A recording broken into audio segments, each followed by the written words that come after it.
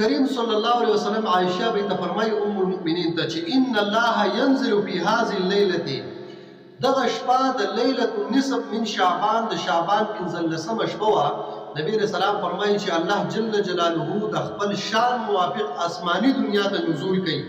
دا نزول څه انسانانو په شان د پیریانو په شان نه دی، دا د الله د شان موافق دی چې هغه څنګه نزول دی د هغې کیفیت مونږ ته نه دی معلوم.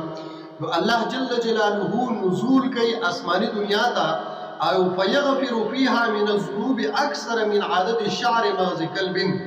په دې کې خدای پاک خلقو ته بخنه کوي، څومره خلقو ته بخنه کوي او د څه په مقدار یې بخنه کوي.